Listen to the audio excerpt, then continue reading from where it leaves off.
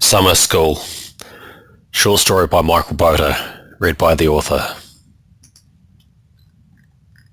Otago was an alright place to study, I guess, except I didn't have any friends.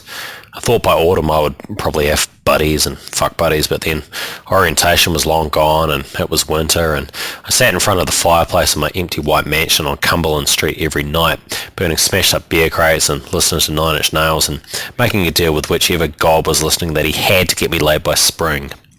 Laid or mates or both, please. One week when we were all on a high from finishing our final assignments, I offered around my Marlboros to the circle of smokers outside English 102. I talked my way into getting invited to this party where people were getting blazed, reciting Ginsberg and Beowulf. I winked at God to say thanks. I took a deep breath. I plunged into the party, but the alphas had already taken all the choicest cuts of girl meat into the bathroom and picked up a whole bottle of vodka and sculled it and broke into an a cappella version of South Side of Heaven, the greatest thing Slayer ever wrote, but I got totally cock-blocked by the student council dude who used his hips to nudge me off the table going, "I have seen the best minds of my generation destroyed by madness, starving, hysterical, naked." I puked on his shins and stumbled home, shivering in cold vomit. I wasn't surprised that even the English nerds were too cool for me. No clique had any openings. The environmentalist people in their pink body paint were hooking up together. The goth sculpture kids were getting laid. The urbex crew, the playwrights, even the business majors. Gentle hippies and poets and peer counsellors were all relaxed, at ease. Me, I blackened my hair. I rubbed eyeliner into my eye sockets. I lurked in dusty, dim Dunedin bookshops, cramming Bukowski into my trenchcoat pockets. I fell in love with girls waiting for buses. I watched them through shop windows, dabbing soy on their sushi. I could be in my 40s before I found someone who would appreciate Spacetallica, the space opera I drafted on my blog about the fascists from Planet Republicana who come to Earth to shut down free will. It was a piece of literature too great for gravity, and I would never find a girl to listen to the words, not on this earth. Getting through the year was like wading through snow. Soon summer would flush me out of my drafty manor where the floorboards creaked and sparrows nested in the chandeliers. I would have to walk past parties with shirtless jogs, barbecuing burgers on some patio deck. A car packed with surfer girls would pull up and all the dudes with tans would hop in and I'd be left sucking my inhaler. By October I gave up seeking fucks with friends and just tried to get enough C's that my parents wouldn't whinge. Creative writing didn't inspire me. I handed in subpar analyses of Nabokov and Murakami and went back to doodling while people quoted Kerouac and Borges and Edward Said at each other. I sat hunched in the corner of the class, arm wrapped protectively around my sketch pad, creating manga masterpieces of women I wanted, their chests, their throats, their hands. I found something to love in every drawing. I licked my finger and smudged the pencil till the dimple in a girl's chin had the perfect percentage of shyness. I inched my wrists across the pad, marking every curl of shiny hair. Arab beauties in hijabs, Taiwanese maidens in cosplay, girls from Detroit, Dublin, Abu Dhabi, Rubenesque, statuesque, I drew them all. I got entranced by this biggish, kind of almost middle-aged Pacific lady. Julia, her name was, a woman who always arrived early and sat up front taking careful notes on a laptop. In my head we fell in love, we married, we bought a farm, we made kids and died, all within 50 minutes of lecture time. Then there was a little flat-chested angry activist chick with the spiky cheekbones. I saw colours in her aura that no one else gave off. She always stomped in late in her vegan Doc Martens and went around pressing leaflets on people's desks about sour crates or battery eggs or Palestine. The leaflets had her email address at the bottom. It said her name was Anna. Class would end and I'd fold my drawings up. Briefly I would hit the hips of Anna or Julia in the doorway and we would apologise to each other as we squeezed out into the lobby, and then I was in the cold open Dunedin wind, headphones on, alone again.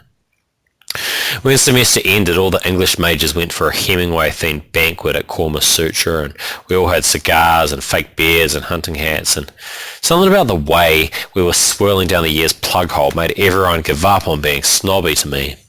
Over the guffawing and the chinking glasses and the applause, Anna, with two bleached plaits stretching her scalp, asked what I had planned for summer.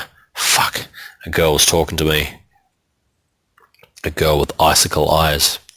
I pushed my voice down to a manly tone that I couldn't hold forever. I began explaining my goal of watching a Doctor Who marathon when this Emirati princess chick interrupted and asked me to take a photo of her with Dr. Edmund, who was going up to Vic to join the Institute of Modern Letters. I barely got the photo done when the big 30-something Islander lady, Julia, nudged me and tilted her head, indicating I was supposed to put my plate on the stack of dishes she was lugging to the kitchen. I watched her fuss over people. I watched her yank the cigars out of their mouths and tut. She seemed to have some old injury that made her limp with her left leg and put too much weight on the right. I asked Anna what the deal with Julia was, and Anna asked how come I was so interested. I changed the subject, asking Anna if she was spending summer with her boyfriend or partner or what. She hummed. She leaned real close. She was about to put a guard hand against her mouth to tell some secret when a drunken debate invaded our ears, kids chanting across the table about people of colour in the Harry Potter canon. Anna turned, began shouting into the storm, and I lost her. I took ages to get home, checking all the bridges to see if they were worth leaping off. I stayed awake till dawn in my drafty castle, the shadows of fireplace flames nipping the walls, stinking, swaddled in sweaty woolen clothes, too cosy to leave bed. I had a 2-litre Coke bottle to piss in and a bag of burger rings for sustenance. I adjusted my hip so I wouldn't get bed sores. I smoked a cone. I yanked my balaclava snugly down over my eyes, pulled out my PlayStation PSP and hunkered down to hibernate. The knocking began in my dream.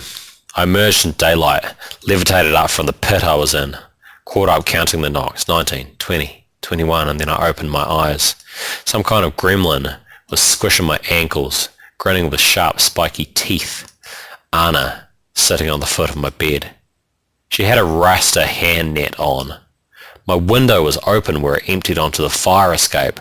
Julia was standing in the doorway, shaking her head, tapping her watch, muttering about how late I'd slept in.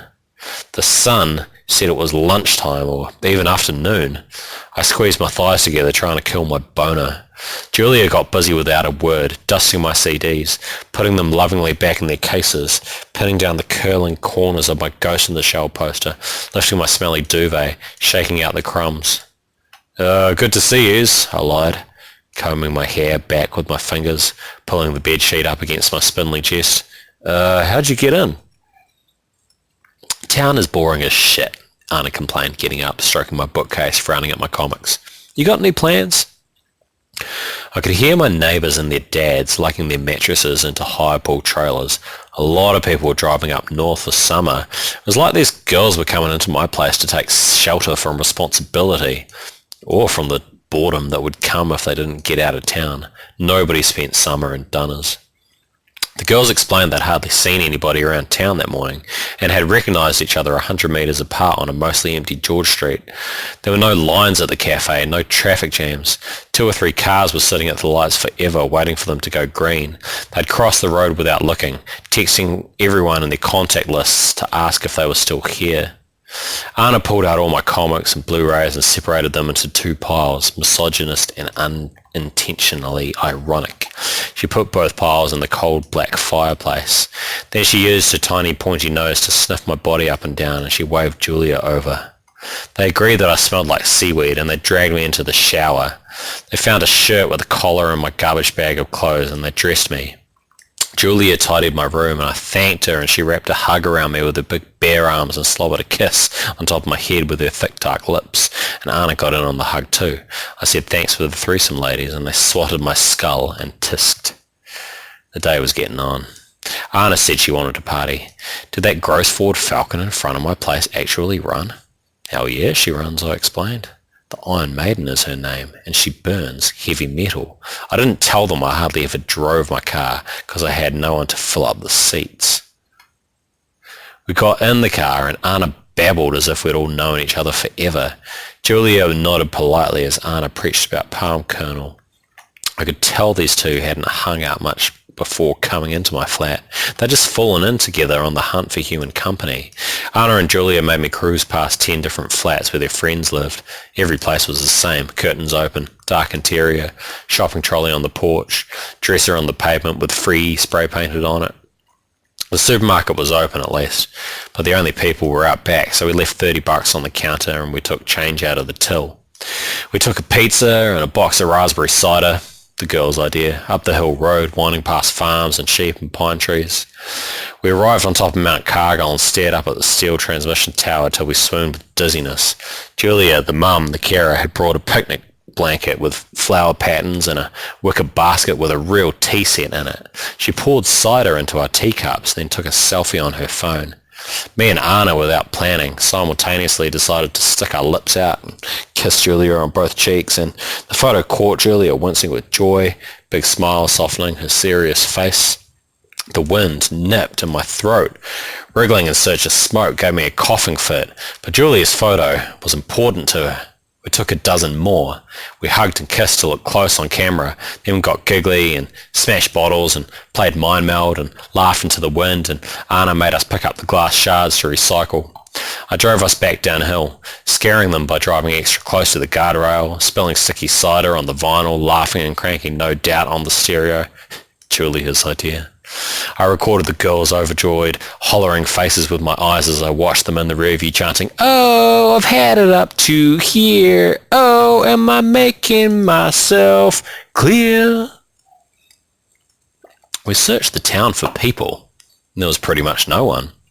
A couple dogs, Chinese guy doing Tai Chi on a roundabout. I cruised through the silent slums of South Dunners, eased the car up in front of Julia's quiet bungalow in the shadow of the stadium, said goodbye instead of see ya. I caught a glimpse of Julia through her curtains, hauling a blue nurse uniform over her curves, getting ready to go wipe soup off old people's lips. Anna lingered in the passenger seat of the Iron Maiden, pressing some anarchist chapbook into my hands, telling me I had to read her manifesto immediately. I promised. She said goodnight and opened the yurt tent on her lawn and vanished inside. It had been an amazing day, a jackpot. It wouldn't return. I cruised home as slow as possible, trying to find flats with their lights on. There were none. A supermarket mailer cartwheeled in the breeze. In bed, I replayed the kisses on the cheeks, the fingertips, the wind, the shrieks of delight. The girls woke me with coffee and bagels that they'd got from one of the last stores open in town. Julia reported there were now even fewer people in her flat than the week before. 3 bedrooms were empty. Hers was the last one occupied. The whole city had emptied into the suction of the summer tide. Library, cafes, campus, all closed. Julia took down my curtains, folded them under her arm, took them to the washing machine, which she made work somehow. Anna washed half my mountain of dishes and put the 2 dirty ones in a box to grow seedlings in. I rolled smokes and made small talk and took mental snapshots to write about later in my journal. Women willingly in my flat. Unreal. There was no one in the corner dairy, so I took a box of donuts and left $5 and some shrapnel on the counter. We ate our breakfast in the middle of Logan Park. I saw just one bus go past. It had nobody in it. No driver either, it looked like. We played cricket with a broken branch and pine cones. I suggested we talk about who we had crushes on, but a wind passed through us and I stopped. I went for a smoke to break the tension and Julia tackled me, yanking the skinny tobacco twig out of my mouth, and she made me promise to never ever smoke anymore. Of course I agreed. Julia was bigger than me. We sat on the grass and shared secrets and played Who Would You Rather Bang. I didn't want to admit I would have shagged both of them then and there. It was the comfort that made me rise, the inviting warmth, the joy, the acceptance. I come from Waitaki Boys High, where the lads used to stick their fingers up my nose whenever there was pussy juice on them and say I was a faggot if I cringed at the smell. What me and my woman had was a million years more civilised than that. I confessed to an intellectual crush on Emily Dickinson. Anna said she liked Christopher Hitchens. Julia said she liked James Baldwin. Then Anna whispered in Julia's ear and Julia pushed Anna away and I leaned forward and said to me deliberately loud, "Just so you know, baby boy, homegirl wouldn't kick you out of bed." Me and Anna tucked our faces into our hands and groaned and blushed. From the top of Baldwin Street, we rolled pumpkins and watched them explode in orange chunks at the bottom of the hill. When we came down from the summit, Julia picked up the pumpkin shards and tenderly washed them in someone's yard, or I hoped the owner would come out and tell us off. Back at her place, she picked out the gravel from the pumpkin pieces and boiled up a soup which she kept saying was only an entree. She fed us like we were Vikings. We had shea butter bread and organic butter, and then this incredible mousse that Julia confessed she had made herself. She hovered for most of the meal. She offered me a second course of everything. She watched me pull the food inside my ribcage. Her lips wriggled in a tiny satisfied smile. We played cards and we drank this expensive Chardonnay Julia had in the fridge, and I made fun of her. I called her old. Like, who has alcohol just lying around undrunk? Like, don't you have any mates to drink it with? A joke argument started. Julia wasted me in an arm wrestle. I dared her to beat me at poker, and she did that too. I dared the girls to flash their tits if they lost at blackjack, and I hit them with some big cards without going bust. Anna ripped her tank top off and sat there at the table provocatively, raising her eyebrows up and down, staunch and confrontational, nipples pointy as tacks. Then she reached across and grabbed my balls, cackling, and told me I was next. Strip, boy. We were too giddy to sleep. For once, outcasts ruled the city. Leaving our clothes on the floor, we scurried through the blue mist and orange lamplight, slowing to accommodate Julia's limp, rubbing our elbows. We congregated naked around a cold stone podium in the middle of campus, ripping posters off a notice board to wrap around us for warmth. A shiver ran from my toes up my legs into my spine as I heard one of the lamps fizzle out. Well, why don't you guys say something deep? Shit, we're here, aren't we? Anna's little spiky nipples had gone black, her skin glowing coldly cream. She sipped the night air. Fine, you guys want to get real? Okay. She took a heavy breath. Her stepdad had died. The Tangi was really tense. It was a 6-hour drive to get there. Everyone's grief lay like open sores, oozing and stinking. The body was wrapped in reeds. Aunties fainted and wailed. She'd only been 11, Anna explained. It was dreadful. The sky went black. She had this 14-year-old cousin from Ruatoria who led her into these flax bushes and pressured her for sex. Arsehole. He was lucky it had even been whāngai in the first place, Anna sent. It meant adopted. Anna's whānau were good people. He didn't belong. Something happened in those bushes. A finger, a whimper, a hand over her mouth, angry gums and pink eyes, threats. After, she ran out. Screaming. Had to see her shrink because it was her fault. Dropped out of school because she couldn't take the whispers. Started living in a travelling house bus with a crew of hippies who cruised the country sabotaging chicken factories till she had to go to court, got a discharge without conviction, but only if university let her in. She was 20 by then. Fine. Grief and fingers and whispers. Every sentient being she'd ever met so far was a slave, chained to cash and culture or cover-ups. So that's me. You guys are next. You are not backing out. We sat on the plaza tiles, wrapped in our posters, watching a hedgehog push through some leaves until Julia unclogged her throat and began. Julia's family were from Fiji, she explained. They had it crazy rough when they first came to this country. They spoke shitty English but had to take on really challenging tertiary courses for stupidly high non-resident fees to keep immigration off their backs. These real aggro raids on people's houses were going on at the time. Families were being hauled out of their beds at 5 a.m. and dragged onto Boeing 787s. Julia's family felt they had to prove something to the pale people born here, blessed lazy people who seemed to be able to sleepwalk through life on one language. Julia pulled all the air in the city into her lungs, asked me for a smoke, exhaled for ages. I've been cleaning motels since I was 10, while all the peeps at my school were on camp, she said. All the big rewards and achievements and whatnot, they never trickled down my way. I used to have to give my pocket money to church. This is when I was like 8. Even on my birthday. Can you believe that? Julia looked at the smoke in disgust and mashed it to death. Everything was church. You were supposed to say yes to anything they asked you. Machu, this boy, he sang bass in the choir. Well, he wasn't a boy. We were like early 20s. Well, I was. I was 20. He was like 35. It was dumb. Pretty sure he had a wife and kids back in the islands already. Yeah, I'm positive. Julia stared at the moon for a long time. So he got engaged to me. This was on our first date. We went to watch his brothers play in the league. They didn't even win. Then he put this cheap-ass ring on me just so he could stick his diddle in with no shame. I didn't even look down at what my body was doing. I was hypnotised by that boy. Man, he made me feel special. I was so in love. Jesus, it was like being wasted all the time. I didn't eat. I hardly went to the toilet. When I did, my pee-pee was all yellow because I hadn't drunken any water. All I needed was him. All he needed was my pay. Bloody wages for all the motels I turned into artworks.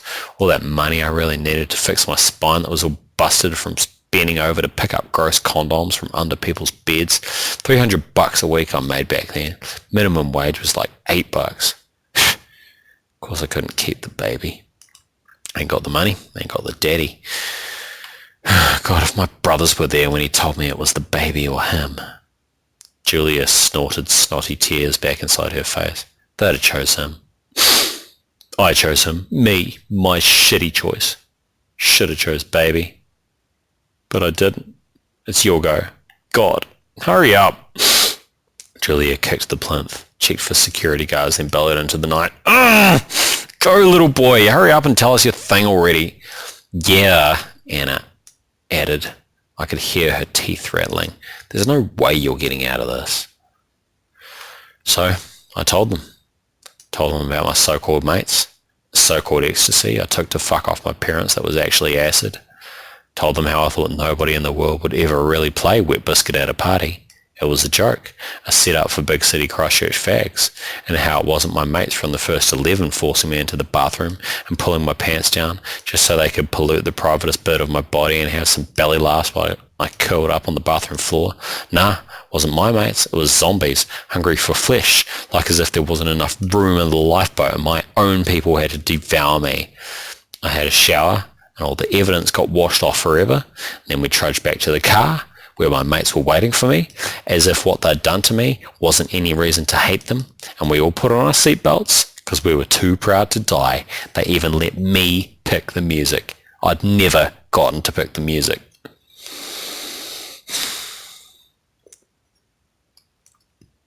After we'd shared stories, we moved in numb black silence to Julia's place. Nobody was chasing us. I stood in the middle of the road, daring something to strike me down, letting wind nip between my legs till the girls pulled me onward. Julia had left some coals burning in her fire, the curtains drawn. She flopped me down on her hotel stiff bed. I arched my pelvis. Julia's heavy head and thick lips were hard at work, sucking me till the tingle spread from my hips all the way up my stomach, arms, lungs, brain. Anna got on top while Julia licked my sides. After I came, Julia lay on her back, keeping her hands over her big brown breasts, and Anna and me worked on her for half an hour, then 45 minutes. Then it hit dawn and the birds were squawking and the windows were dribbling and there was so much pleasure pouring out of her holes we kept going till she rumbled and shuddered and bellowed beautiful music. I didn't lust for Julia. Making love to her seemed important, a duty. Like making art. I put hard work into her, and gorgeous, undiscovered, heavenly reactions revealed themselves. Sex wasn't how I thought of it. I mean, if any dudes reappeared in our empty city, I wouldn't be bragging to them that I pleasured a big tall chimp with a chick with a limp. Nah, pumping the cucumbers and rolling pins and dildos in and out of Julia as she squeezed the edges of the bed and wept while Anna nibbled her nipples. That was a creation that would be acknowledged after my death, my masterwork, simple charity, the gift of ecstasy to a fellow soul, something born from the cooperation of two people healing with their bodies, no bragging, no egos. We didn't make love every day.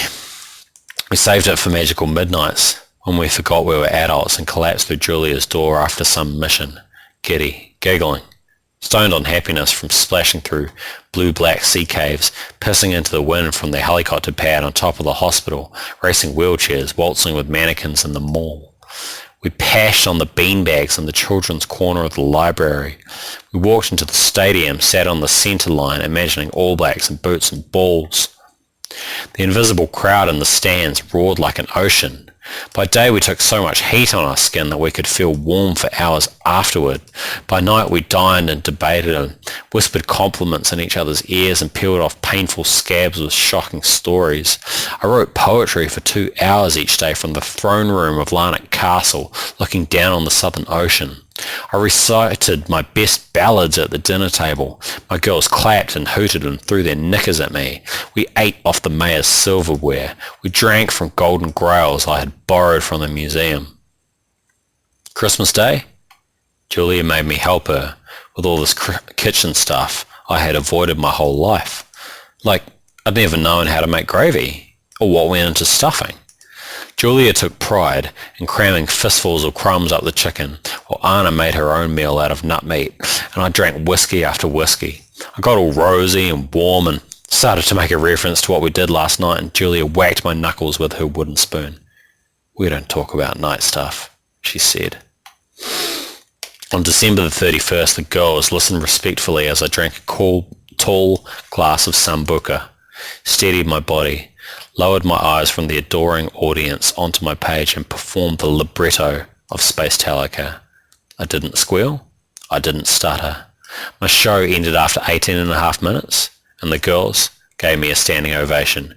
We smashed shot glasses together, tumbled into the bedroom, and rode a flume of pleasure into the new year. I woke. I reached for my hazelnut latte. I realised I was inside my Slipknot sleeping bag in an unheated room with dribbling windows. I sat up. I could hear thumping. I'd been getting up and walking around naked for 2 months. Now I had to slam my bedroom door closed as soon as I'd opened it. I pulled undies on. There were people in my flat. Visitors. Strangers. Dozens of people actually. And a landlord wearing a bow tie. People were manhandling mattresses, arguing, cradling banana boxes of books, pressing cash into the hands of the landlord, stroking the walls of rooms. Someone tried to enter my room and I pushed back against the door and kicked a wedge under it. I sneaked down the fire escape, sprinted to Anna's place amongst the bushes up on Murray Hill. I'd never been, but I remembered she had said it was House 343, Unit 2. The place looked like Bilbo Baggins lived there. A Japanese flatmate opened the round wooden door. This man, Itsuki, I'd thought was history. I was panting so bad I had to stand there doubled over while Itsuki looked at me patiently. Over Itsuki's shoulder I could see Anna on the deck out back. She had half a dozen people with her, all sipping cups of tea and passing around vacation photos and telling her they couldn't believe she'd stayed in the shithole all summer. I pulled my hoodie up, told Itsuki never mind. Wrong house, bro. Even as she had spotted me, even though I'd been inside her soul, there was some kind of barrier up now, a force field. Anna probably didn't even know it. Same with Julia, not that I saw her again. I phoned. She was at work. Phoned again. Work. The new flatties at her place said she would be back later. She owed me an email or, I don't know, I owed her or something. Julia retrained. Got a job teaching nurses at Tech up in Wellington. We friended each other, but then one of us defriended the other at some point, and when I looked at her LinkedIn, her last name had changed, and all she wanted to talk about was having a baby at 44. I couldn't relate to that. Julia and me were both healing, but our scars were different shapes. Anna entered law school. Now she could fight fat cats. Her pictures soon showed a nice apartment, toddler stumbling on a beach, her receiving some medal from some woman, then Anna and some spiky-haired lesbian were getting married to each other. I drifted over to the coast. I got a job in the meatworks and only, begrudgingly, recited Virgil's cantos to impress backpackers at the pub passing through. Occasionally rednecks that I worked with saw the pictures of the girls that I kept in my wallet. They elbowed me and asked questions. I took all my cards and cash out and tossed my wallet into a mossy crevasse. Next time I tried to remember Thingy's last name, the girl from Murray Hill with the boots and plaits and something about a tonguey and bushes and some big protective motherly spirit woman. I couldn't tell if it was the dregs of a dream, but I was drunk anyway, spilling my pint. It didn't matter, because there was this pretty boy from Ontario at the pool table waiting for a game. He kept licking his lips every time he looked at me, clouding my thoughts, filling up every bit of RAM in my brain till I couldn't think about anything but him.